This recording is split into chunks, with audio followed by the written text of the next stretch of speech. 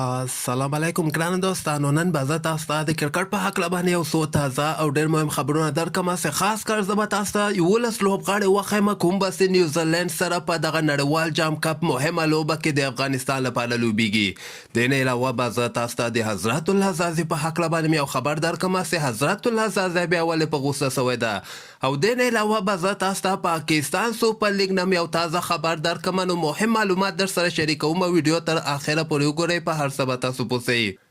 نو راځم اول زه تاسو ته وایم چې تېره ورځ په نړیوال جام کپ کې د سریلانکا او د استرالیا ډېره مهمه لوبه ترسره شوله، او دغه لوبه بیا استرالیا په 18 اور کې دغه ټارګټ پوره کړی. 150 ټارګټ سریلانکا ورکړی او استرالیا په 2 وکټو باندې دغه لوبه ګټلې ده. چې مارکس سټونز په 18 بالو باندې 59 مهم رنزونه استرالیا ته کړي دي، او دغه سره د دوی رن ریټ هم ښه شوی، ځکه 21 باله پاتې شوي او دغه ټارګټ یې پوره کړی ده.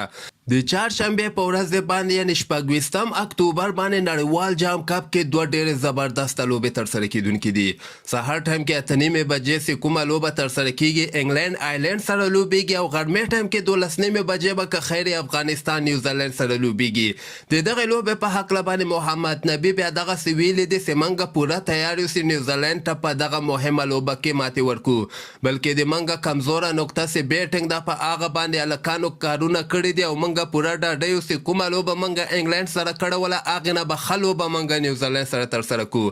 دغه لوبه کې امکانات ډېر زیات دي چې 2 تبدیلیانې وسي، یعنې اوپننګ کې حضرت الله زازي په ځای باندې عثمان غني راوباسي، او همدغسې درویش رسولي ته هم چانس ورکړي، او د عظمت الله عمرزي په ځای باندې امکان لري چې قیس احمد ته موقع ورکړي.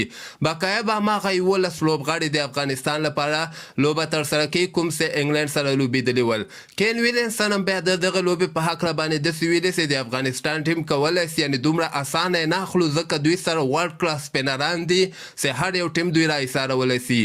بل به زه تاسو ته وایم چې حضرت الله زازی چې کوم ده بیا دغسې خبر ورکړی ده چې زه یو پلین سره راغلی وم استرالیا ته، خو ماته معلومات وسه چې هغه پلین نه کامیابه کیږي. اوس به که چېرته ماته موقع برابره سي زه به خپله قدرتي لوبه ترسره کړمه په کومې لوبې باندې چې زه مشهوره یم. نو ګوره چې نیوزیلینډ سره چې کومه د افغانستان لوبه ترسره کیږي، په دغه کې حضرت الله زازي ته یو بل چانس ورکول کیږي، او که دی ډراپ کیږي د ده په ځای باندې درویش رسولي ته چانس ورکوي.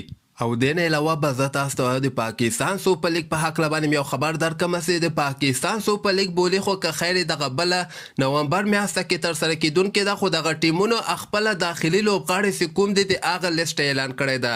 یعنې کوم لوبغاړي چې دوی خپل ځان سره ساتلی دي په دغه لیست کې تاسو کتلی سئ چې ډېر زیات لوبغاړي دوی خپل ځان سره ساتلی دي. اسلام آباد یونایټډ، شاداب خان، آصف علي، حسن علي، دغسې لوبغاړي ساتلي. کراچۍ بیا اماد وسیم، بابر اعظم، محمد عامر غوندې لوبغاړي ساتلي دي. لاهور قلندر بیا شاهین شاه افریدي، حارث رؤوف، فخر زمان غوندې لوبغاړي ځان سره ساتلي. کویټه بیا محمد نواز، محمد نسنین، افتخار احمد دغسې لوبغاړي ځان سره ساتلي. پېښور بیا حیدر علي، وهاب ریاض، شعیب ملک، او دې نه علاوه ملتان سلطان، بیا محمد رضوان، خوشدل شاه، شان مسعود، شاهنواز داني. دغه لیست مکمل لیست تاسو وګورئ. دغه داخلي لوبغاړي دي چې کوم دوی ځان سره ساتلي دي.